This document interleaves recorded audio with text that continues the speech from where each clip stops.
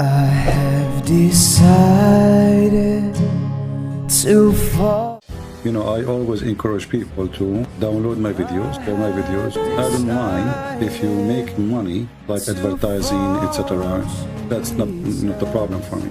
I have decided to follow Jesus, no turning back. Hello? Hi, Christian Prince.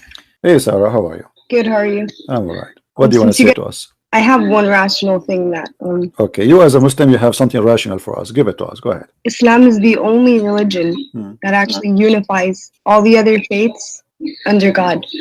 That is a big fat lie, my friend. I'll tell you why, right? That's a big fat lie. Show it to me. Here we go. It's a challenge in front of it. I'm not insulting you. I'm just saying whoever told you that, he lied to you. Show me how Islam unifies all religions under one faith. Go ahead. Well, our understanding is that there have been over 184,000 prophets. It's what? What? There's been over 184,000 prophets. 184,000 prophets. So we believe that all these prophets. Okay, what happened to those prophets? What is their names? I'm telling you the idea behind why I believe Islam is the only unifying religion. So you see, you just said something proving Muhammad to be a liar, my friend, because you just said there's 184,000 prophets, and the Quran says in chapter 14, verse number 4, we never send any messenger except in the language and the tongue of his own people. Do you agree with the Quran or not? of course. Okay, so who is the Muslim messenger to India who speak the tongue of India? There's more than 400 languages in India alone. I don't know his name. I'm just giving you the general idea. So from all the 400 nation languages ethnic group in India, you could not find me one person? Isn't it weird? You know, even though I don't know the names of the prophets, but this is not the problem. This is not the issue. The issue is that you are you're taken into consideration as a fact when it is something cannot be proven. I cannot say now that I have a God who sent to every nation. He sent 1 million messenger. Okay, what? Give me a name of them. I cannot. That's mean I'm fabricating a lie. Did the Hindu mention any prophet is a Muslim prophet before? No. Did the Indian from any religion? There's tons of religion in India. Did they mention that? No. What about the Chinese? What about the Japanese? What about all the Asian nation? Where is those messengers? Nobody heard of them. Did your God Allah, he sent a messenger to the Indian in America and North America or South America? So this is a big fat lie. This is alone is a proof to us that Islam is a false religion. Secondly, when you say that Allah, he sent 184,000 messenger, but yet still he cannot make us Muslims, this means he's a big failure. No, he's not a failure. I'll tell you listen, why. listen, lady. When he sent 184,000 messenger, did he send books with them? I don't know. Okay, that's mean that you have a God who have a library, and this library have 184,000 book, but only one book the Muslim claim is left on this library. Your God is the worst librarian ever in history. He could not preserve the 184,000 books, and he lost all of them except one. That is the Quran. How we can trust this God to be God? Imagine you have a guy, you give him a key for a building, and he have inside this building 184,000 book, and then we come back after many years, and then we open the building and we find that in this building there's only one book in the shelf. How funny this guardian for the book is. He will spend the rest of his life in jail, and nobody will believe that he lost them. People will believe that he is corrupt and he sold them in the black market. Don't you agree? No. What do you mean no? Where is the 184,000 prophet books? What happened to them? All of them, they're gone. Well, you know, some Jamaicans, they also had a prophet. Oh, the Jamaican, they have a prophet. Okay, what his name? His name was Muhammad. No. They had their religion is called Rastafarian, right? Yeah, Rapso. Yeah. Okay. What does it have to do with Muhammad, with Allah? You see, you are mixing things up. The Jamaican, they believe in voodoo and many crazy stuff. Don't go there. Listen, lady. Is it true that Aisha, she said that your Quran was eaten by a goat? Yeah, I didn't really study hadiths. I study the Quran alone. Okay. I mean, I'm not like as smart as you when it comes to hadith and stuff. So did the Quran, was the Quran a victim of a goat, and the goat ate the Quran? Okay. Why Allah, he is God, yet he could not stop a goat from eating the book of God? I mean, this is not an army. This is not CIA. This is not a KGB. It's just a poor goat. How the goat ate the book of Allah? Well, you know, humans have a part to play too. It's not just God is going to do everything for us. You know, we have to put our... No, but this is not true, because the Quran says that Allah is going to preserve the Quran. That can be a good scenario if your God did not open his mouth and he said, Inna alayna jam'ahu wa Qur'anahu. It is on us to collect the Quran and to recite the Quran. So as long Allah, he is the one who promised that he will collect the Quran, then we cannot accept anyone, you know, to say to us what you said, because he said, I'm going, it's on me. It is on me. Who? Allah. You know, Inna alayna jam'ahu wa Qur'anahu, chapter 75, verse number 17. So you cannot say to me, oh, we have a duty as a human to protect the Quran, because Allah, he confirmed that this is his duty. No, I'm saying from the goat and like from kids or from something that, you know, if we have a Quran, we put it on the shelf. I don't know how it got how you can preserve the Quran if the goat ate it already? Can you recite for me the verses which the goat ate? You cannot. That's it. It's in the belly of the goat now. And until now we could not find this goat. It's missing. If you go to the FBI website, you will see in the front page it says the big name wanted. If you go, this is in America. If you go to Saudi Arabia, until now you will see that goat picture is there, because until now it's missing, and we need to find desperately those verses. Did you know that you know, the way it's preserved is through memorization? My friend, what preserve? Can you recite for me the verses which was in the which the goat ate? Can you? Here we go. I'm listening to you. You preserve it by memorization. Tell me the verses which the goat ate. No. Okay, so what are you saying? That the goat ate a part and now it's not there? Yes, it's not there. It's not there. It says that there is the verses of 10 times breastfeeding for adult. Your God Allah, mashallah, he allow you as a woman, with my respect to you, I'm not trying to insult you, don't take me wrong, but this is what it says, that Allah, he allow you as a woman to give your breast to a strange man, and he will suck it 10 different times, and he is satisfied, and then after that you are lawful for him to be with him next to him in the same couch. It's not there. Show me the verse. Here we go. I'm gonna see it. Well, we can't find this verse. That is not what Allah said. Sorry? Where did you get that from? Here we go. It's in front of us. Here we go. Read with me. The verse of stoning and breastfeeding for adult 10 times was revealed, and the paper was with me under my pillow. When the messenger of Allah died, we were preoccupied with his death, and the time sheep came and ate it. And then that verse, they continue saying here, and that verses were abrogated in recitation, but not in ruling. Okay, so abrogate by recitation, by what? By a verse about 5 times, but we cannot find even the 1 5 times. So we cannot find the 5, we cannot find the 10. Yeah, I don't believe that. Well, it's not up to you. This is your history. This is your Aisha saying that. What about your prophet saying let me show you. Are you saying to me that there's no way in Islam that the prophet of Allah, he ordered women to give their nipples to strangers to suck it 10 different times? Are you saying that? Yeah, that's haram. Okay, am I ready? Here we go. Again, please don't think I'm trying to insult you or to be rude to you. So listen to me carefully. Here we go. This is Sahih Muslim, and this is Ibn Majah, and this is Sunan al-Nisa'i. You choose which book you want. It is Sahih Hadith, and the Muslims agree upon it, that a woman, her name is Sahla bint Suhail. She came to the Prophet and she said to him, there's my husband is upset from the guy who is coming to my house, and who, he stayed with us because he's a slave there, he's a man. So Muhammad, he said, suckle him. She said, how am I going to suckle him and he's a growing man? Can you see my screen with me? Yeah, I can. Okay, so this is what your Prophet said. It's crazy. I know it's a very confusing, very stupid. I mean, a man. Are you so sure that the Prophet said that? I mean, because this is Sahih Muslim. This is not me. This is your scholar saying that. This is Aisha saying that. This is the people of around Muhammad saying that. It's not me. I wasn't there. How do we know that though? How do you know that the Quran says what it says? The Quran is coming to you through the people, to the same people you are receiving the Quran from is the same people who received the Hadith from. Okay, but if God is telling us, you can't have relations with men outside of marriage, why would this contradict the Quran? Well, this is here according to Muhammad is not a relationship. It is something to do to stop any relationship. Muhammad, he think he's wise. So if a man, he look at you in a dirty way, let us say you are going in the bus, you can go, by the way, if you speak Arabic, you can watch the video. You will see an Egyptian, she was asking a big sheikh from Al-Azhar University that she said to him, are you saying now I work in a studio that I have to give my boobs to all those men who work in the studio? He said yes. She said, what if I go in a bus? He said, you have to give it to all of them. So this is your prophet saying that. This is not you or me or anyone.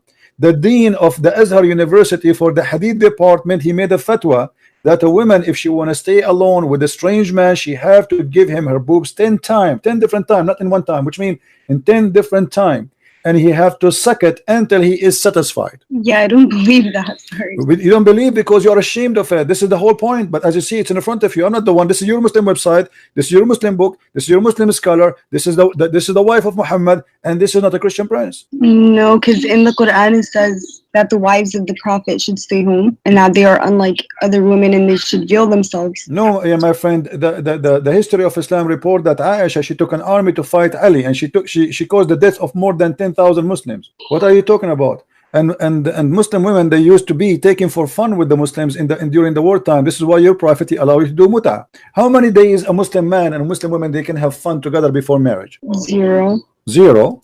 As I know, it's 3 days and 3 nights. From where? Well, because your prophet, he said, any man and any woman, they like to have sex together. They can have sex for 3 days, and if they like it, they can increase. Here we go. Read with me the screen. Do you see it? Allah Messenger said, if any man and woman agree, and here they say to marry temporarily. By the way, it doesn't say that. This is a fiction between two brackets. It doesn't say anywhere to marry.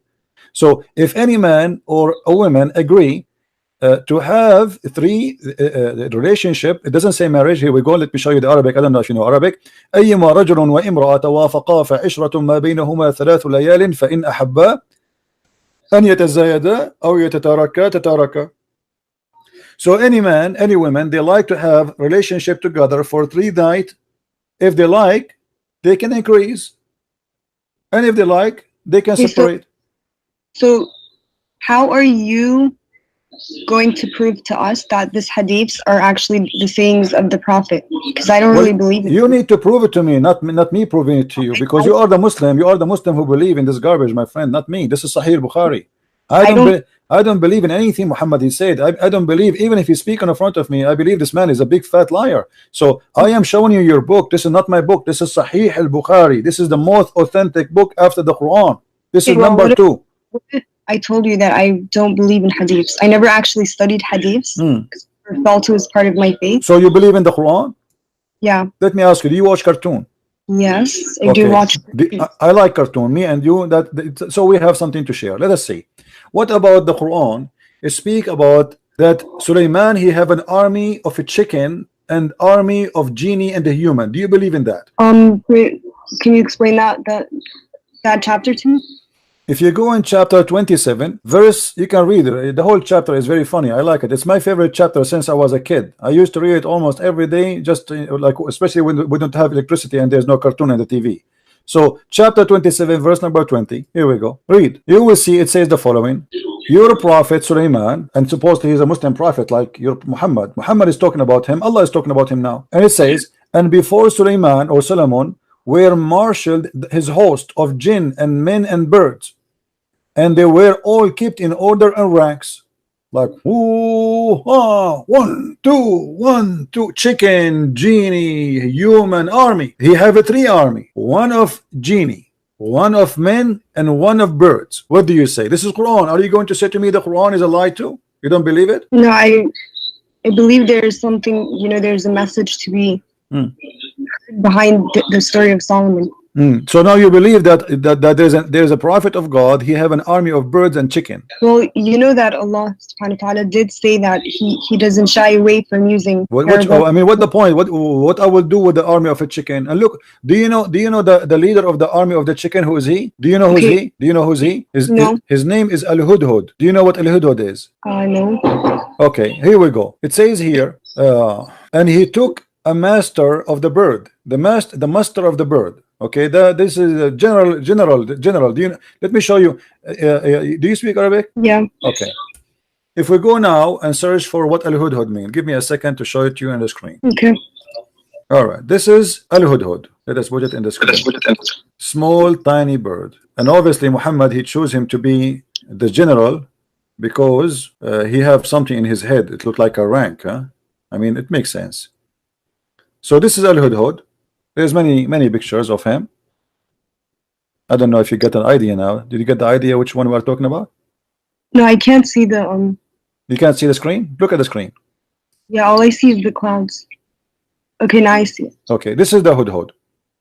According to your Quran, this is General Hudhud, who is in charge of the army of the birds. What do you think? Your God is telling us a true story, or this is something for cartoon for kids? Okay, so there is the story of Solomon with the jinn and them. Okay, so let's think about it, right? Let us think about it. Go ahead. We are thinking. Okay, let's go back to the chapter. Hmm. There's jinn. So what do we know about jinn? We know that they're smokeless. Jinn, what is jinn? Have you ever seen a genie? Yeah, I saw in my dreams the genie before. You saw a genie before? In my dream, though. In your gym? In my dream. On your dream? I saw, you know, I have a friend. He saw a genie in his dream. It was his mother-in-law. I'm not sure what you saw yourself. What do you mean you saw a genie in your dream? What is the genie? What is genie? It's another creation by God. And it's made of smokeless fire. So when I saw it in my dream, I saw the form of the genie, but you can see through it. I saw through it. Is it true that you Muslims believe that genie can have sex with you? Yeah, I don't know about that. What do you mean? I don't know. Come on, be honest with me. You know that. Even there's a Muslim, he opened the door on his wife. He found a fire. With my respect to you, he found the fire in her private part, and he claimed that this was the reason, because of the genie. He was sleeping with her because genie is made from fire. Correct? I mean, I haven't heard that story. Like, Okay. I've never personally experienced anything like that. All right. So now Sulaiman, he have an army of genie. What he did with the army of genie? Okay, so he had maybe, you know, by the permission of God. Yeah, but what he would do with the army of genie and army of chicken? What he would do exactly? He occupy which territory with his genie and chicken?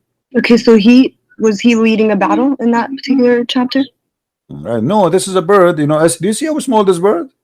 Do you see how small this bird? This is smaller than a pigeon. Pigeon is bigger than this bird. What this bird will do in a wartime? What this bird can do? Can you tell me? He will go and kill the small mosquito. What he would do? If there is a lot of them, they can do some damage. Yeah. Man, yeah. But do you know what this bird is about? This bird, according to your God, he have a special qualification. He can see and find women who have no hair in their legs. Really? Yeah. Which I want to buy one, because until now I'm single and I cannot find a woman. She don't have hair in her legs, so I want to get one like this. If you know somebody he can sell those birds, please. You know, I want to buy one, because I'm desperately looking for a woman. She have no hair in her legs. This is the only one who can do that. If Allah says so, must be true. Are you laughing? Okay, so anyway, you said so Solomon. Sarah, let us do this, Sarah.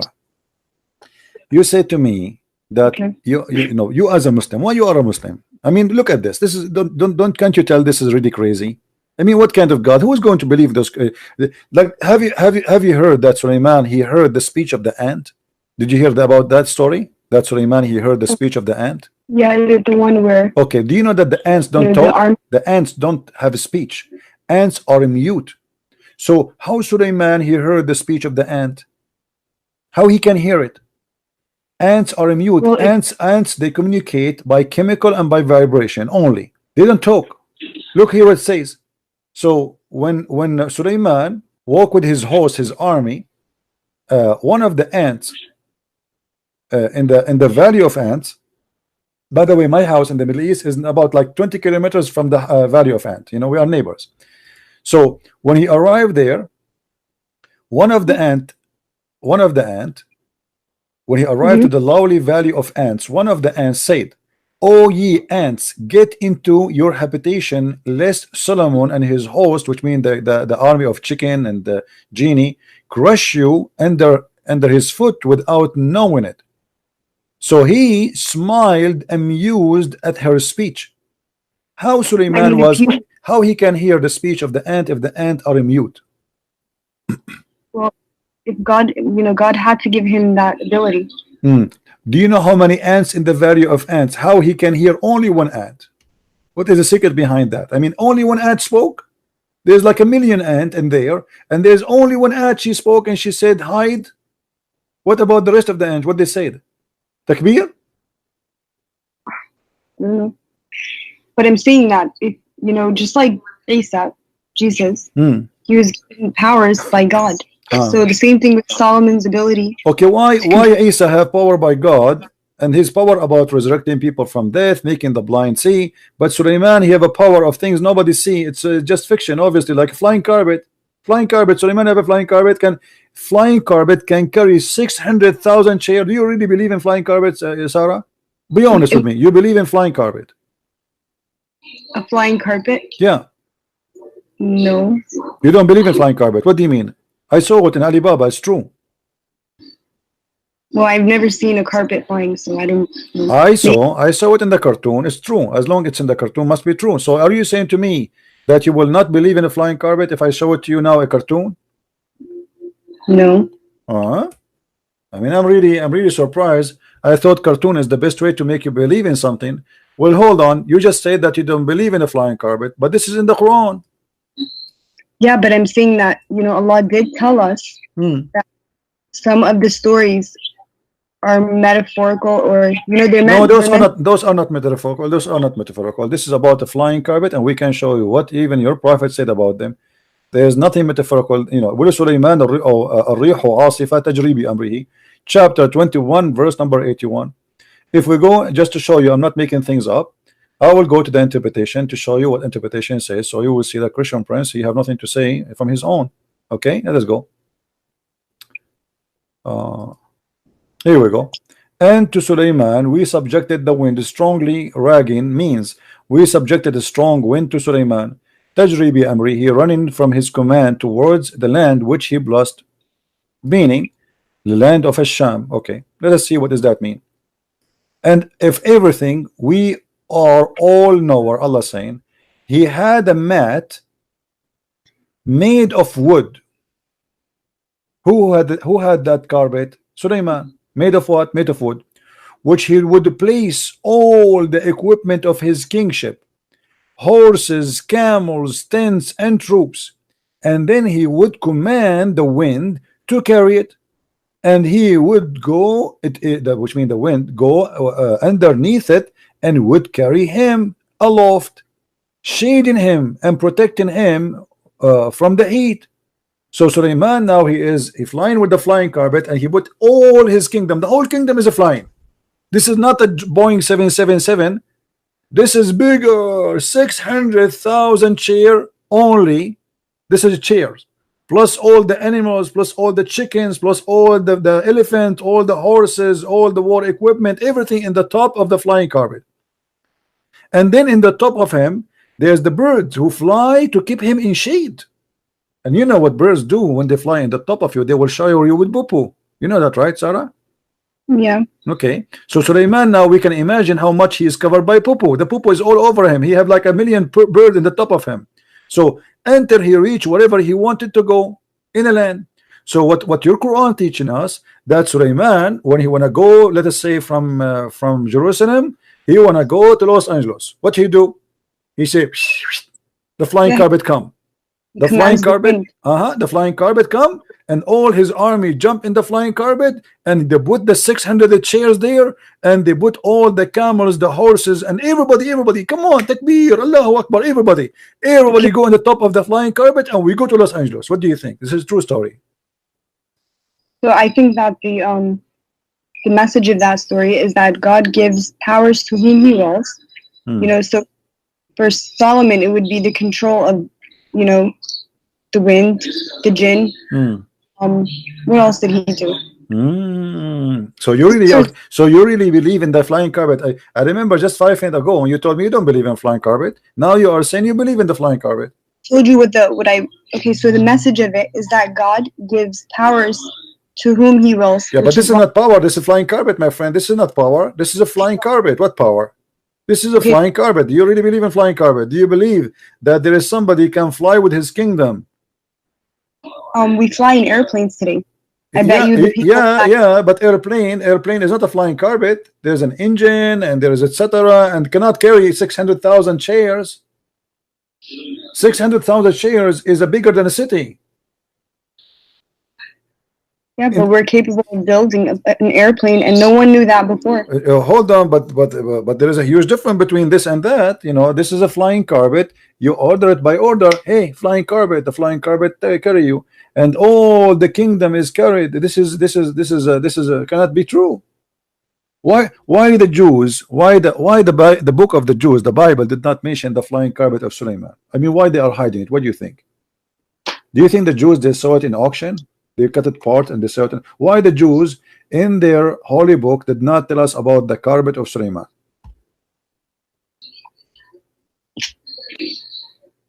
Is it in there? Have you read the Torah?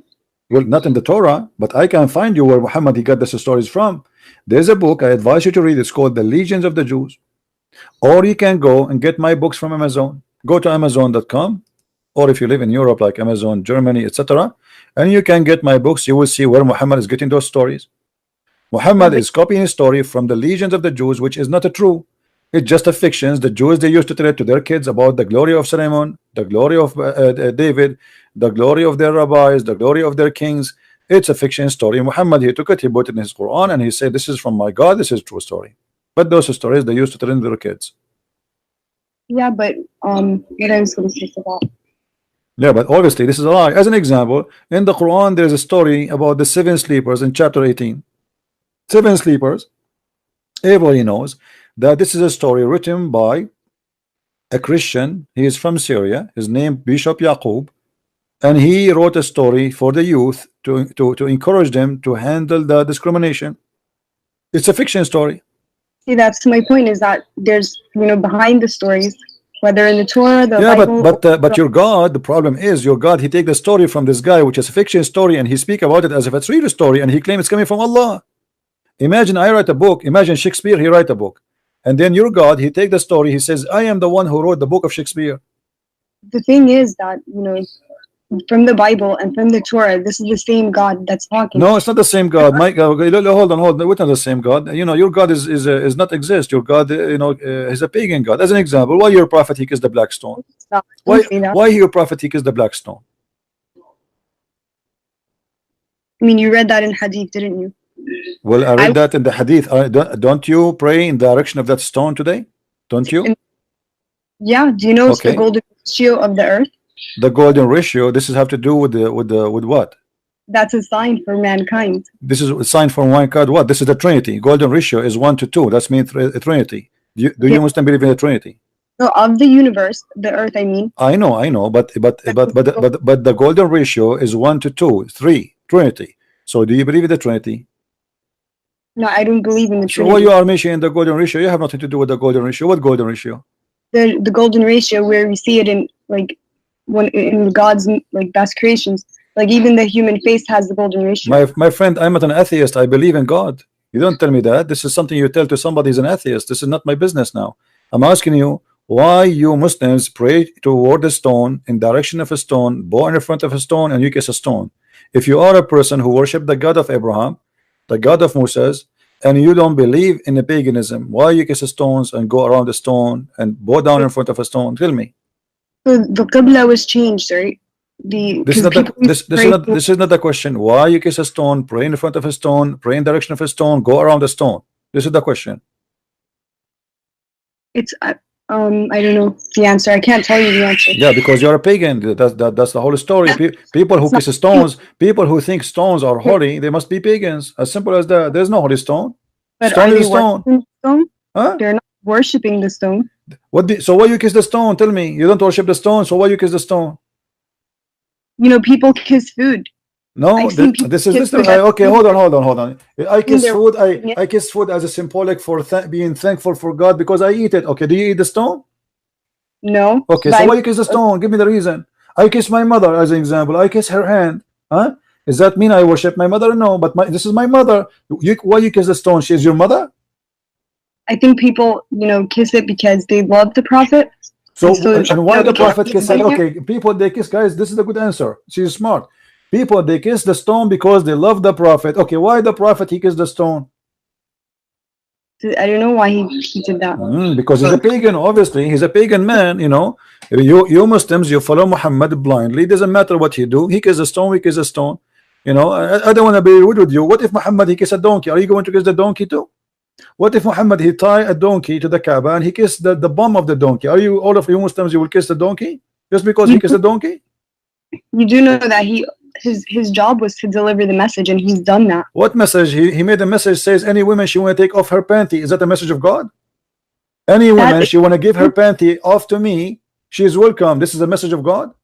No. Okay, so why he gave that message? What does this message have to do with Islam? If Islam is about worshiping God, why God he claimed that he gave Muhammad verses saying any woman she want to take off her panty to Muhammad, she is welcome? What is this message is about? Tell me. Yeah, that sounds like someone corrupted it. Thank you very much. Here we go. We are getting closer. So that's mean the one who corrupt this verse must be the one who have the benefit of the verse. Do you agree? But I don't think that the Quran is corrupt. I think that hadiths have been tampered with. Yeah. Okay, that's a good idea. But you agree that that idea must be a corrupt. But my friend, this is in the Quran. It's not in the hadith. And you agree that this must be corrupt. So it doesn't matter where we find it. You say you thought I'm speaking about the Quran, about the hadith. So you said, yeah, I agree, it's corrupt. But now because I said it's in the Quran, you will say no, it's not corrupt, right? You will swallow your tongue again. Or you will be honest. You will be honest. You will stay and you say yes, must be corrupt. Well, I don't believe the Quran is corrupt, and I have many reasons. Yeah, but you are the one a second ago you said that such a verse or such a statement must be corrupt, and you thought this is hadith, but this is Quran. Yeah, because in the Quran it says, and do not, don't go towards the fahishat, right? And one of these is... My friend, why Allah, let me repeat the question for you, and you are the one who said it must be corrupt. I said, why Allah will make a verse says to Muhammad that Muhammad told, Allah told Muhammad, any woman she want to give out her panty to him, she is welcome. You said this must be corrupt. Okay, this is Quran. So I'm repeating the question for you. Why Muhammad he need a message like this? What Islam have to do with this? What the message of worshiping Allah have to do with any woman she want to take off her panty to the Prophet, she is welcome? What that will do to Islam? Wait, can you go to that verse? No problem. Chapter 33 verse number 50. Here we go. Here we go. And this is only a privilege to Muhammad. Only a privilege to Muhammad. Any believing woman and any believing woman who dictate her panty to the Prophet, if the Prophet wished to with her, actually it doesn't say, it says to sleep with her, and this is only for thee, not for the believer. Isn't it obvious that this is a corrupt verse made by the corrupt man Muhammad for the benefit of Muhammad? Who is the only one who get the benefit of this privilege? Muhammad. It's like making a fake insurance policy. The first thing the police will investigate is the one who get the benefit from this policy. If somebody kills somebody and this body he is going to inherit the policy of, let's say, life insurance, then the police the first thing they try to check is the one who get the benefit of the insurance, because he's the one who get the benefit. Who is the one who get the benefit here in this verse? Muhammad. Any believing woman she want to give her panty to the Prophet. Why God, what Islam have to do with this message? What Allah have to do with this message? That any woman she can give her panty to the Prophet. I think that says so. What do you mean God so? Why God want to say so? This is the question. What this have to do with Islam? I want to be a Muslim. Okay, and now God is saying any woman, including my wife, my daughter, she want to take off her panty, put her legs up to the Prophet. What is that? That's not what it says. This is what it says. Any woman she can give her to the Prophet. And not only that, Muhammad, hold on. After that, Muhammad, he started receiving ugly women. They want to sleep with him. And Muhammad, he look at them, they are disgusting. So look what he did. He made a verse right after it. He says, thou mayst defer who, the one who turn away from him, or the one who choose. So Muhammad, he can, okay, let us say you come to him, he don't like how you look like, maybe you're older. So he say, okay, this is too much, too many women, they are coming to sleep with me. So what I will do now? So he made a verse says that Allah told me I might choose and I might delay the one later. So Muhammad here is giving himself more excuse to use and abuse women, because there's many ugly women, they start coming to Muhammad, and the reason they want to sleep with him, because if they sleep with Muhammad, they will be considered as women of Muhammad, and that means they will have a free food forever, they will have a retirement plan, they will have respect of the believers, because that's it. They are the excuse my language, they are the bitches of Muhammad. You see the gang, you see the gangs, they say like excuse my language, I don't want to use a bad word, but you should respect the dead. I mean, let them rest in peace. I'm not respecting him. This guy, obviously he is. I'm not talking about your dad. What your dad? Talking about your Muhammad. You called the females the B word. This is what it says. This is about those are the whores of Muhammad. They are not his wives. They are offering themselves for sex. Not true. If somebody's offering themselves for marriage, that's completely. This is not marriage. This is not marriage. Muhammad, he have 13 women already. Name for me one woman she offered herself to Muhammad. She became his wife. Go ahead. Do your best. I'm listening. Yes, they married for tribal. No. Listen to me carefully. Those women who offered themselves, name for me one of them. She became his wife. None. Does it even name the females in the Quran? None of them, none of those, because they are not considered all the females. There's no limit. It's a privilege for the Prophet only. So Muhammad is looking for women to take off their panty. It doesn't matter who they are. But Muhammad already have 13 wives. Why he need more? All right, now you're interpreting it from your perspective, right? I am not giving interpretation. I am not. Here we go. It's in front of you. You give an interpretation. Lady, do you see it says any believing women? Did you see any believing women who like to dictate her not her soul? It says nafsaha in Arabic, which means this is about sex. This is about sleeping with him. Nafsaha, her soul. Yes. Yes. So what he will get from her? What he will get from this woman? Sex. Okay, name for me one woman she dictated herself to Muhammad and she became his wife. Look, so any believing woman who dedicates her soul to the Prophet. To do what? Prophet to wishes to do what? To do what to him? Exactly. What she would do? To wed her. What the service he want from her? What with her? Okay, so if he's traveling and women are want to marry him, they're also gonna be pushing the message. So he's gonna give. Lady, do you see where it says here? Yes, tankihuha. Yes, tankihuha is a continuous verse, and you speak Arabic, don't you? Okay, so is it continue? Is it continue? Yes or no? Am I lying? It's ing to f her. This is not to marry her. You marry only once. Okay, so why does it say if the Prophet wishes to wed her? What does that mean? What is with her? There's no with her here. Same time, name for me one woman of those women who offered themselves. He with her. He slept with her, yes, but not even one of them became his wife. Otherwise, name one for me. Go ahead. What does wed mean then? Marry. But there's no marry here. It's the word is just tankihuha. Yankahu in Arabic mean to f, the f word.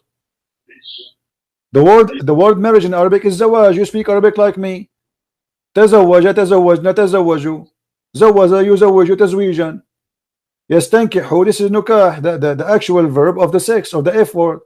Okay, so, and nikah in Arabic means marriage. No, let me show you. Here we go. I will show you from your Islamic website what is the nikah mean. Give me a second. Here we go.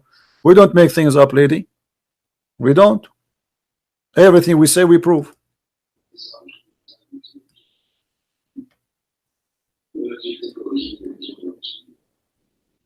Means like marriage contract. Well, from my understanding.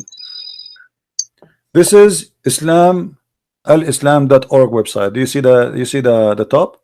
This is not a Christian website. All right, alislam.org.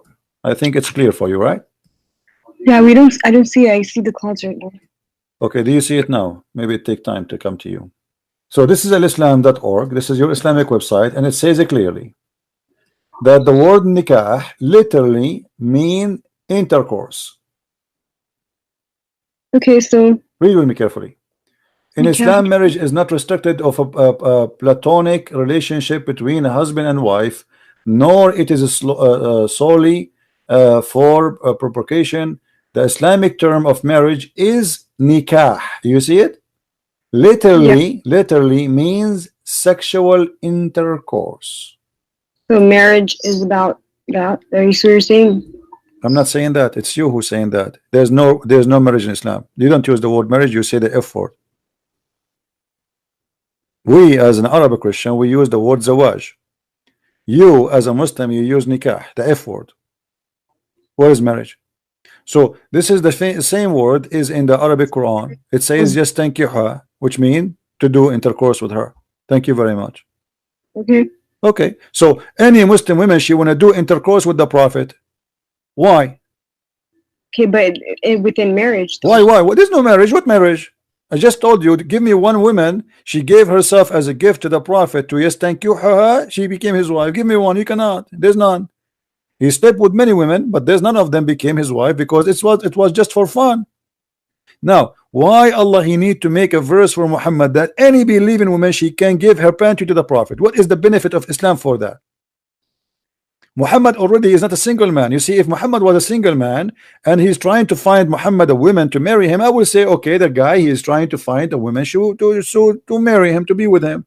But the guy, he have tons of women, he have many sex slaves in the top of that. Why he need to make such a verse? Says any woman she wanna sleep with me, she is welcome. And he claimed that the one who said that is Allah. Yeah. Why? I mean, everything that's in the Quran is the word of Allah. Yeah, this is what I'm saying. So why Allah need to make a verse says any woman she can give her private part to Muhammad? Why is that? What that will benefit Islam with? What is the point? Muhammad is a man busy with God. He's a prophet of God. This guy, he should be not have time for women. But look, he make tons of verses, and this is a privilege only for him. This is not even for the Muslims. It's only for him. There's no other Muslim can do that. Isn't it obvious that this is Muhammad? He himself is a corrupt man and he's fabricating words that he claimed that God he gave it to him. Yeah, I mean, so I don't know why Allah would tell him to do that, but I can only guess. So yeah, guess. Okay, guess. Let us see. Guess. Go ahead. And I'm listening. Why? Guess why? Why Allah gave him that privilege? I guess to entertainment. You think Muhammad is bored at that time? There's no 4K TV, and he cannot watch porn. So Muhammad, he wanted some women to take off their panty for him. No, I don't think that's it. So what the reason? What the reason? He had many wives already. So what the reason? That's one of the guesses that we could assume. Okay, so this is a right guess then. It said because you accept it. Okay, what else? Or it could be that, you know, to build relations, like to network in a way. Network relation by women only. This guy, he want to build relationship in the network, guys. He want to open many Facebook with many women, and they take off their panty for. What does this have to do with relationship? Do you know how important women are? Like they play such a huge role when it comes to communities. Aren't you the one who told me a second ago that women they have to stay at home? And now you are saying to me they place a great place in society. What society? Those are believing women already. They are believing women, so they are Muslims. He's not even converting them.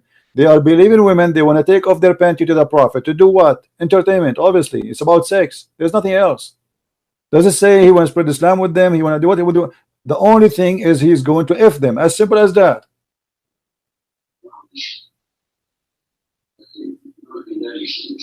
I mean, that's what it is. Yeah, that's what it is. Thank you very much. I agree. That's what it is. Muhammad is a person who is taking advantage of him claiming to be a prophet, using the poor people around him, having sex with their women. And even Ibn al-Arabi said, let me listen. Ibn al-Arabi said that if the prophet his eyes fall into a woman, her husband must divorce her immediately so the prophet he can have her. You know that? Do you know that? Okay, so if she give herself onto the prophet, but do you agree that if a man, his name is Muhammad, his eye fell onto you, your husband have to divorce you immediately? Do you agree with that? I mean, like, in what are you talking about? You are, let us say you are walking. I'm not insulting you, by the way. Don't take it as personal. Let us say you are walking in front of Muhammad and he saw you, he liked you. According to Islam, if his eyes fell onto you, which means he saw you, he liked you, your husband, he have to divorce you immediately so Muhammad can sleep with you. Do you agree with that? No. Well, this is what it is. That's what you're saying it is. I'm not saying that. I will show you the reference. You want to see the reference? You want to see the reference? Sure. Okay. Let me find the reference. All right. This is the official government website of the Kingdom of Saudi Arabia, and this is Tafsir al-Qurtubi. I'm sure you are. You know what al-Qurtubi is, right? No. You do not know what al-Qurtubi is? He's a big scholar in Islam. Anyway, this is the Saudi Kingdom, the Saudi Arabia Kingdom website. All right, very well known website. This is Tafsir al-Qurtubi, And here Ibn al-Arabi is speaking about the privilege of the Prophet, and he is saying there's 16 of them. All of them, or most of them, is about women and sex with women or with money. Look what you say here.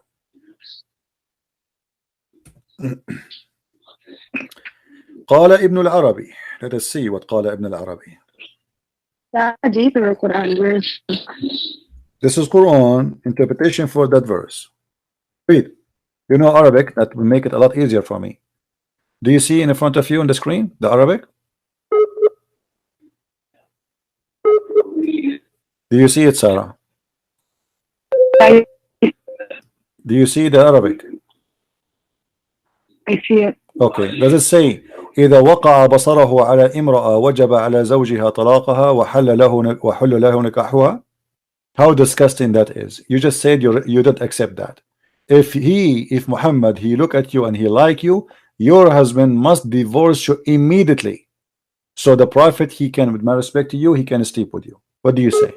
Interpretation or? Sorry, say again. I lost you. What you said? Where in the Quran that is? This is the interpretation for the Quran. It says it clearly that if the Prophet of Allah, his eyes fall into a woman, her husband, he must immediately divorce the woman, so the Prophet, he can F her immediately. Why? I know, but can you tell me which chapter in the Quran that is, so I can read it for myself? This is the same chapter we are talking about, lady. I know you are not listening to me. This is the same chapter. Listen, this is the same chapter, chapter 33, verse number 50, and this is Tafsir al-Qurtubi, and this is the official government website of the Kingdom of Saudi Arabia. Let me show you the banner, so you will see I'm not making things up. This is Tafsir al-Qurtubi, and here I will show you the Saudi Arabia banner address. Here we go. All right. Do you see it? Do you see the screen? Quran.ksu.education.edu.sa, Saudi Arabia. This is a government official website of the Kingdom of Saudi Arabia, and this is Tafsir al-Qurtubi, and this is what your Islamic cult teach. This is cannot be a prophet. This is a scumbag. Sarah, my friend, allow me to call you my sister. Maybe you are my younger sister. My sister, I invite you to leave this cult. This cult is disgusting. Muhammad cannot be a prophet of God. There is no way a man, he have a dignity. He will force a man to divorce his wife just because he look at his wife and he like her. That is disgusting. That is satanic. That is cannot be a prophet of God. Did you hear me, Sarah? I invite you to leave this cult, Sarah. There is no way, and you are the one who said you don't accept that. You said that to me. You don't accept that because you have dignity, because you are a good woman. You don't accept that. This is disgusting. A good woman like you don't fit here. This is not a religion for you, Sarah. What kind of a prophet you would do that? So I invite you, Sarah, to leave this cult. This is not a good. This is not a religion. This is a scam. This is a sex monster. This is a guy who want to take advantage of you.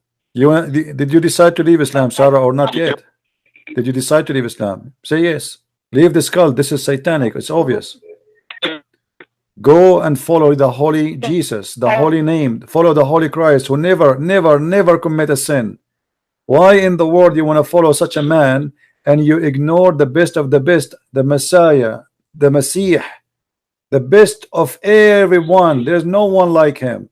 Why you want to follow a man like this? What kind of a man? This guy is not even qualified to work a gardener for you. You don't even trust him to be in your house. Your husband will not even trust him to be alone with you. Sure, he was known as trustworthy. Say again what? One who is trusted. Say again what? He was known as an Amin. What Amin? This is Amin? Did you hear the story of your prophet? He went to his own son and he flirted with the wife when she's married to him. What Amin? Amin means trustworthy. Muhammad, he went to Zainab. Listen, what I mean? Muhammad, he went to Zainab when the husband was not there, and he flirted with Zainab, and he said to her, "Praise be to Allah, the one who made my heart flip for you." This is trustworthy. What kind of trustworthy? Imagine I go to visit you, and I am your father-in-law, and then when I see you, I flirt with you, and then you tell your husband, and then I take you from your husband, and then I sleep with you. This is the trustworthy. Take care, Sarah. Take care. Take care. Muhammad is trustworthy. If this is trustworthy, what trust garbage is? Hey, stay Shadi, how are you? You wanna call me? By the way, Shadi, in Iraq, Shadi mean a monkey. I don't know what you mean by calling yourself monkey. I am making up stories. I show it in the screen. Everybody see that whatever I speak of, I show it in the screen. I never say something without proof. She speak Arabic and she saw it and she read it. Who's next? Who's next? Who wanna prove to me that Muhammad is anything to be even qualified to work in the post office? Muhammad is not qualified to work in the post office because we cannot trust him to deliver the letters. He will open them, he will see what is inside, especially if it's pictures for women. If you work for Amazon, there's no delivery for lingerie ever will arrive to any woman in the world. He will open the boxes, he will sniff the panties, and he will keep them at home. Who's next? I am the Christian prince, and none of you Muslims dare to debate me. You see, I was speaking to this girl, very nice, very kind, and I'm going down to her level. Show me that you can do better. Who is a Muslim can do better? Why liar? Why liar? Here we go. Let me show you. You are saying to me I'm liar. Your prophet was accused by you Muslim that he stole an underwear. Do you want me to show you that? Shadi, let me show you. Here we go. Guys, he's saying I'm a liar. You tell me, if Muhammad was stealing underwear, according to the Quran, he was stealing it for what? To wear it or to sniff it? The underwear was red. Let's read together. Even the chapter number is a miracle. Chapter 3, verse number 161. Let us go to the interpretation. I'm lying, right? Okay. Let us see. Okay. Read with me and love. Let us see who's lying. And as you see, those are your Islamic books, not mine. Your prophet was an underwear thief. And now you tell me he was doing what with it? Here we go. When some red velvet cloth went missing in the day of Badr, some people began to say, perhaps the prophet took it. Do you see it? The Muslims are fighting over what they stole. This is already a theft. The attack of Badr is the Muslims attacking people, attacking caravan, attacking money of people. They are thieves, and now they are fighting over a piece of a clothing which is a bikini. Do you see it trustworthy? And then what happened? Allah, he sent the verse says, no way, it's not Muhammad, no way. Okay, hold on. If you are God, why you don't tell us who is the one who took it? I mean, look at this. God, he sent a message saying it's not Muhammad who stole the underwear. What about you tell us who took it? Until now the underwear is missing.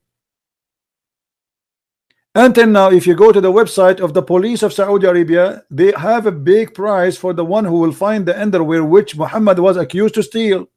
Any Muslim can tell me where we can find this piece of a cloth which Allah himself now is busy. God, the one who created the galaxies, he sent the verse about the underwear. I mean, are you serious? God, who created this amazing massive space and galaxies and stars, the earth is not even a dust. He sent his word, his priceless words, to defend a man was accused of stealing underwear. That's amazing. Look like a Muslim when I make me take shahada. Let's see what this is about. Hello. Yes. This is Gigi. How are you? Hey Gigi, how are you? I'm fine. I'm good. Listen, I don't want to debate you because I'm not a debater. But you are a Muslim, right? You are a Muslim, right? La la. I'm talking. Let me just finish what I'm telling you. Oh la la. Okay. La la means no. You know that now. Oh, okay. All right. Okay. So I'm not a debater. And I'm not going to debate you. What you would debate me about if you aren't a Muslim? But, I have nothing to debate with you. Yeah. La la. Let me talk. Let me talk. But my friend, who is a very knowledgeable Muslim, who can debate you sitting in a car with nothing, wants to debate you, and you refuse to do that on Facebook Live. I don't understand why. What you Facebook? Can't debate anywhere. I don't do broadcast on Facebook. I do it here. All my people listening are here. Why you don't come here? Why you don't call me in Skype? Well, you do not need to go anywhere. What about call me in Skype? He can do live in Skype in YouTube in Facebook. He can do it in Facebook. But the reason why you don't want to do that is because you don't want to leave your stuff. You're copy and paste and all like this. What stuff? What copy? I have to show my reference on the screen. Hold on. I have to show my reference. Is it about talking or about proving? Is it about talking or proving? I have to show the reference on the screen. Why don't you show your face? Hold on. Is Facebook is internet or it's not? I thought you weren't rude. You are rude. You are rude. You are saying you are accusing me. I cannot leave my place. Who are you? What do you know about me? What place? What place? Do you want me to sit with him in his car? Why want to go to his car? Do we have a date? I didn't say go to his car. So where I will go? Where I will go? Where I will go? Where I will go? Where I will go to debate him? Tell me where I will go to. Where Gigi? Where I will go to debate him? Tell me where I will go to debate him. Go ahead. You can go. You have a page on Facebook and filled with lies and rude and crazy stuff about Islam. I'm a Christian before. Yeah. I know. Listen. What you're doing. Let us prove who is the liar. Prove to me one lie I said in Facebook. Go ahead. Prove to you. I don't have to prove anything. You have to prove it because when you say somebody is lying, you have to prove him a liar. Aren't you the one saying to me that there's a guy he can get you busted? Listen. You both of you are a piece of garbage because if you are truthful in what you are saying, what I'm talking about. You are a piece of garbage because if you are not, you will not accuse me of lies, but you cannot prove it. When you accuse somebody of lies, when you accuse, I don't respect you. I don't respect you. Get lost. I don't respect you when you cannot prove me to be a liar. When you say to somebody you are a liar, and I say to you, show me one lie I said, you said I don't have to prove it. That's because you are a scumbag. How stupid are you? I want you to prove that we lie in Facebook. Go ahead. Who is a Muslim? You have the courage to call me. Here we go. I just received a message from a person who decided to leave Islam. I will not show all his name. I will show a part of his message. I don't even have him in my list. Do you see it? People are leaving Islam for a very simple reason. It's a garbage. When a Muslim, he says to me, you are posting lies, and then he don't dare to call me to show me the lies. Obviously everybody knows who is the liar. Muslims are leaving by thousands Islam because of my videos, and this is why you are so angry and so upset. You say he's lying, but you cannot show where is my lies. Then who is the liar? Who is next? Who want to leave Islam? Who is a Muslim want to call me and show me that I am lying? Look, this guy, he's saying the stone is not worship. We kiss the stone to what? Hold on. We kiss the stone because Muhammad BBBUH did. I mean, look how stupid the answer is. Guys, when I say every Muslim is stupid until he proved the opposite, I am not insulting. Here we go. We kiss the stone because Muhammad BBBUH he kiss it. Okay, why he kiss it? Why he kiss it? Hello. Yes. Hello, CP. Yes, my friend, I hear you. I was talking to you earlier about what's it called? The justification for things done in the past, like whether in the Quran or the Bible. Yeah, but this is not the time. I want to take Muslim calls. They are trying to call me. Please go ahead. Don't call me for now. Let us see what the Muslims want to say.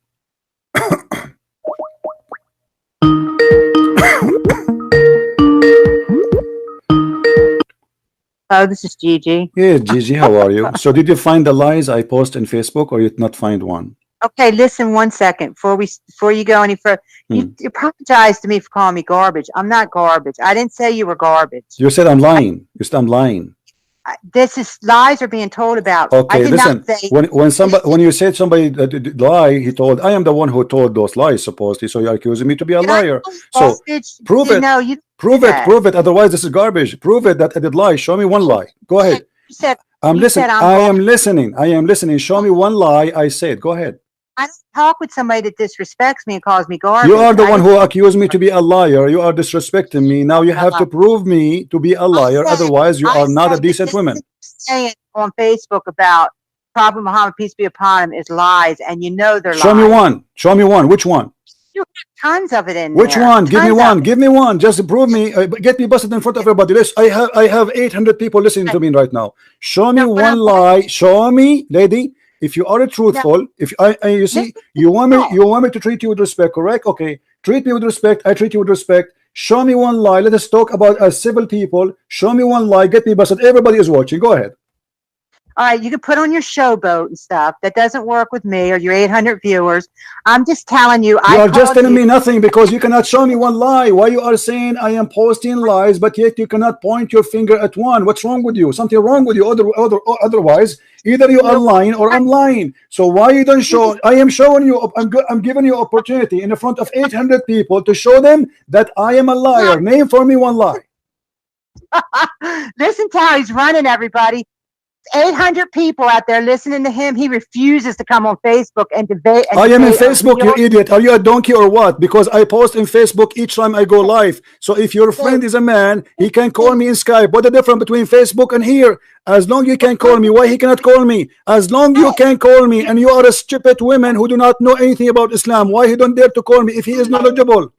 If you are the stupid one, yet you can call me and you know how to use Skype and you know how to use Facebook. Why you're a stupid boyfriend? Why you're a stupid boyfriend? He don't call me. What's wrong with him?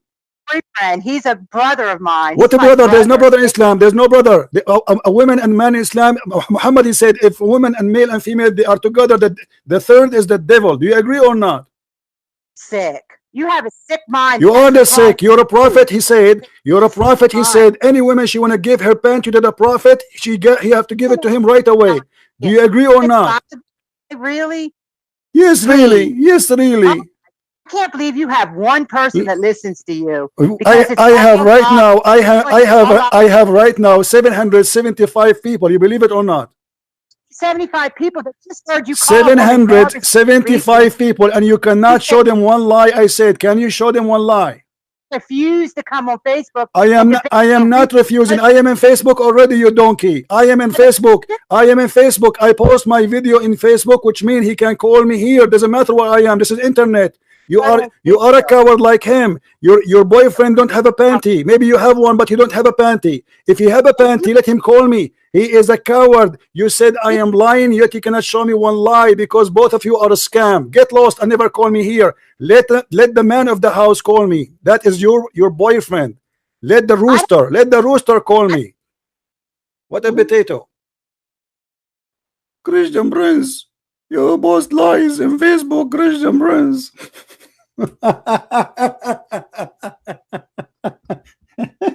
Okay, what is the lie I posted in Facebook? Can you show me one? I'm not going to debate you, Christian Prince, you know. By the way, I might convert to Islam and you might be one of my 4 roommates. You must be stupid to believe in Islam. How a woman, she can even accept Islam for a second unless she is really mentally ill. How a woman, she can agree that a man, he can beat her as if she is a goat unless she is mentally ill. This is your Quran. Let us see what Islam says about you women who is a Muslim. Chapter 4 verse number 34. Christian Prince, you are lying. Christian Prince, I show in the screen everything I say. Prove me wrong. And this is your books and those your websites. You are lying. Christian Prince, I'm going to hit you with my bra.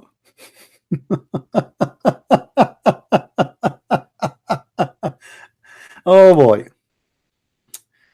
Here we go. This is your Islamic books.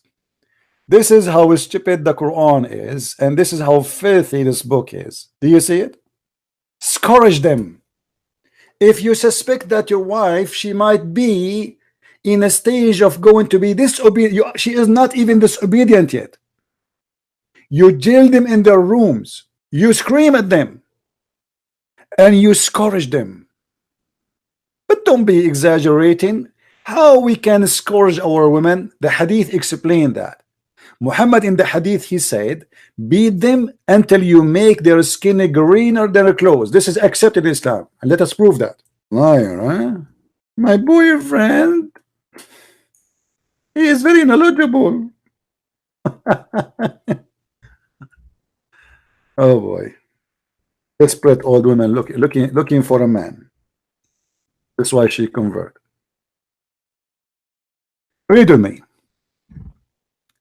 This is a woman, this is a story of a Muslim woman, because the filthy rules of Muhammad, who made an order that if a female woman, she has divorced 3 times from her husband, she cannot get back to her husband Rifa unless she sleep and have intercourse with other men. And not only that, she have to taste his orgasm and he have to taste her orgasm.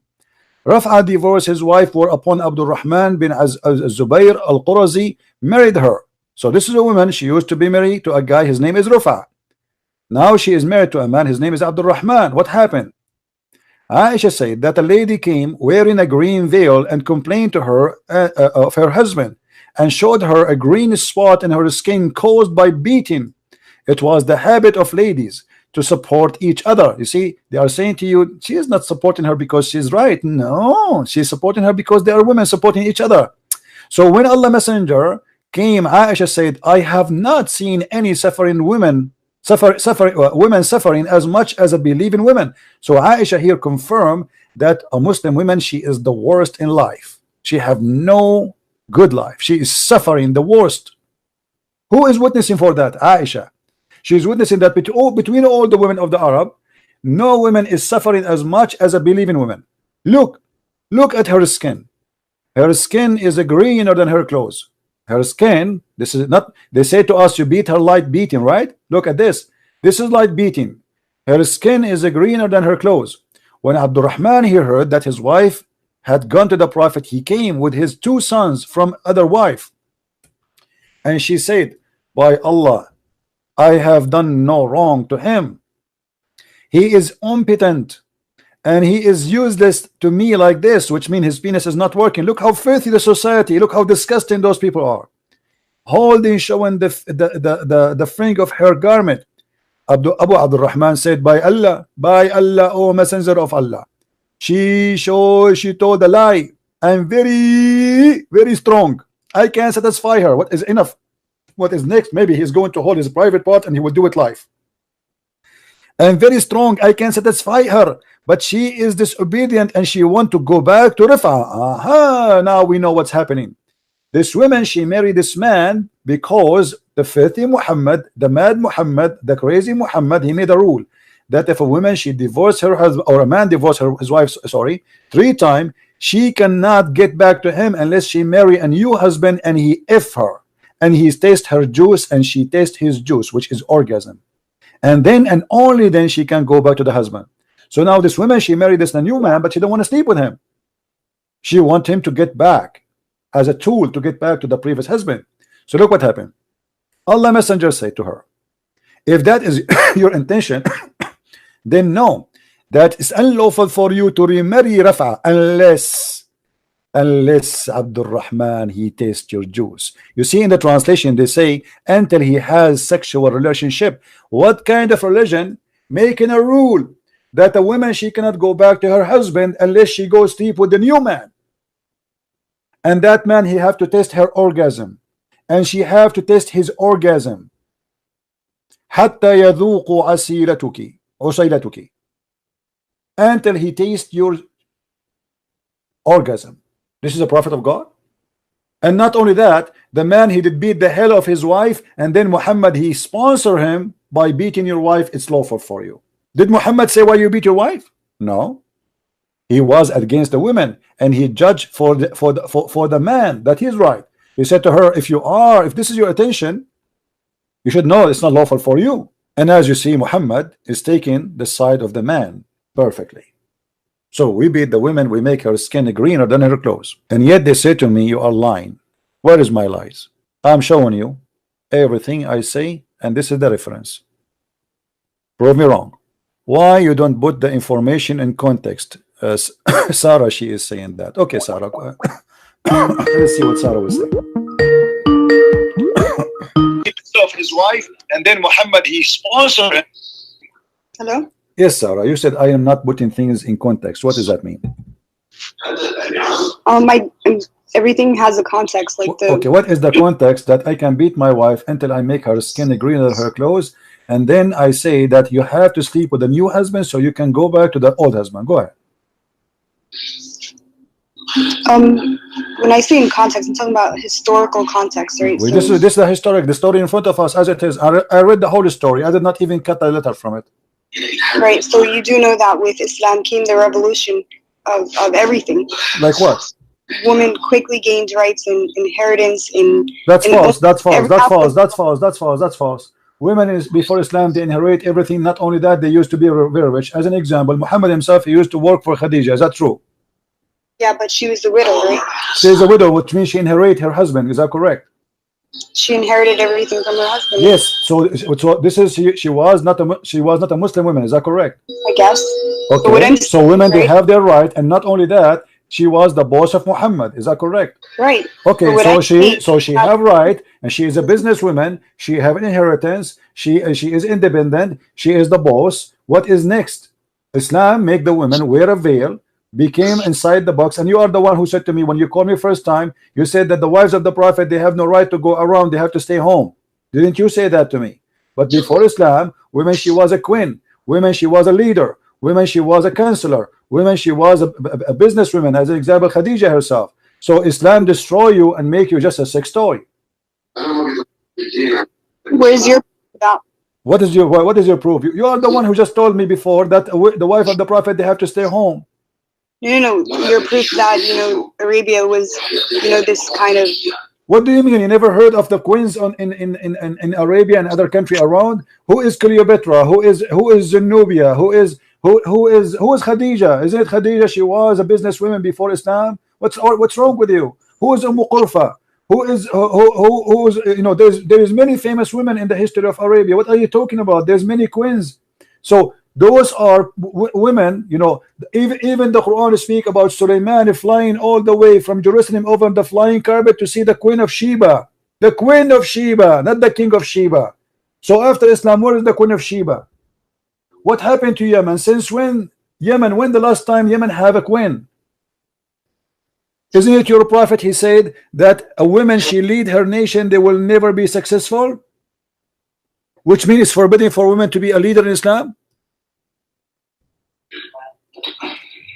Okay, so what I'm talking about is from a legal perspective, right? So legal, yeah. You said to me that Islam gave the women a right. Islam took all the right from women. Islam made the women a sex toy. As you see here, Muhammad is forcing the women to sleep with the man. She don't want him. Obviously, this is rape. The women, she don't want to sleep with the man. The man is beating her to force her to sleep with him. Muhammad, he took the side of the man over the women, and he is forcing her to sleep with the man. Where's the right? Yeah, but you're talking about hadith, right? So what I'm saying doesn't matter. Hadith is your prophet words. All right, so what I'm saying, from my knowledge, right, I know that Arabia was very oppressive to women. So women would. That's a lie, my friend. That's a lie. That's a lie. Here we go. Look at the Arab Christians. Are they oppressed to the women? We don't have Islam. We don't believe in Islam. Are we oppressed to women? That's a big fat lie. If the Arab are oppressed to women, we are Arab Christians. Show me how the Arab Christian, they oppress their wives. Okay, so does the Bible, does it have any inheritance laws for women? Sure, the women she inherit. Yes, the women she inherit in the Bible. In Islam, the women in Islam, one man equal to two women, correct? No. So in Islam, the women is equal to two. The man is equal to two women, even in the witnessing in the court. Is that correct? No. What do you mean no? It's not correct. Oh boy. So women and men are equal in goodness in front of God, in front of Allah's eyes. They are equal. However, men are given daraja, meaning that they have a step above women. Lady, I don't know what's wrong. I don't know what are you talking about. Here we go. Let us see. You said no, right? You said women, they don't have right as the men. Let us see. All right, let us go to the Quran and see what the Quran says about women. You said it's not true that women, she don't inherit equal to the man. I don't know what kind of Islam you are learning, but obviously you have nothing, you have no idea what are you talking about. If we go in the Quran, we will find the following. Chapter 4, verse number 11. Do you see the verse? Yeah. Okay. Does it say that one male is equal to two females? In terms of inheritance, yeah. So why you said no? For the male, what is equal to the share of two females? But if there are only daughters, two or more. So women in that century But you said no. But you said no. You said no. You said no. I told you that the one man, he inherit equal to 2 women. You said no. This is from an economical perspective, right? What economical perspective? This is how it is. This is inheritance is about economy, is about money, is about property. What are you talking about? Same time, the Quran here he said a stupid thing. It says if 2 females, you know, if there one man is equal to 2 females. All right. Now, and he's talking about 2 females. If male is equal to 2 females, and then he says to you, let me show you in Arabic so you can get a better understanding. It says فإن كن نساء فوق 2 فلهن ثلث ما ترك. If they are more than 2, they have the third of what the parent left. I mean, this is crazy. Because this is impossible. Mathematically, this is impossible. I will give you an example. If I have $1,000, if I have $1,000, and I have 1 male and 5 females, how we can divide the $1,000 between the 1 male and 2 female and 5 females? Okay, so what I'm saying, right, when you're putting things into context, you should mention, you know, how Arabia was. Well, how Arabia was? You said to me that, you see, you swallow your word. A second ago you said to me this is not true, and now it's true.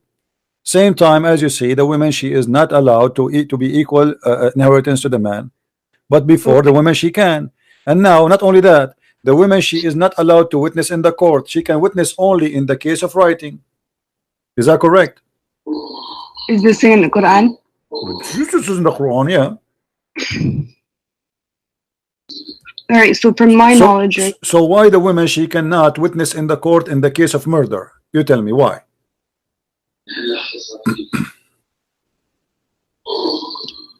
What is the wisdom? Where is that in the Quran? Well, the Quran make it clear that women, they can witness only in the case of borrowing money. As simple as that.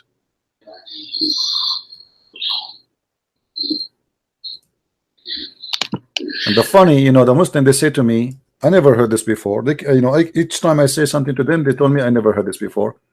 يا أيها الذين آمنوا إذا تداينتم بدين إلى أجل مسمى فاكتبوه ليكتب بينكم, etc. And it says here, go down. فإن لم يكن رجلين فرجل وامرأتان مما ترتضون. Read it. Only in the case of money borrowing, a woman, she can be a witness, and 2 women equal to 1 man. As simple as that. Okay, so when we're looking at it from that society's perspective, it was a you huge. Keep saying it from that society perspective. Why women, she cannot be a witness in the court? Why only in the case of money only? What if a woman, she saw a crime? What if 1 million women, they saw a man murdering a man? Why we cannot give them the right to be witnesses? Can I finish? Go ahead. Okay, so from in that era, this was considered like a feminist revolution. Women were legally allowed to inherit property. They got rights that they did not have. Women, they were allowed to inherit full legally before Islam. Islam make it partially inheritance, not fully. So where is the revolution here? I'm talking about Arabia. Okay. I'm talking about Arabia too. Isn't it Khadija? You are the one who just said to me that Khadija, she inherited the full money of her husband's. Okay, so then tell me what government did they have? Just go. You know, unbelievable. And people, they say to me, you have no patience. I've decided to follow Jesus. No turning back. No turning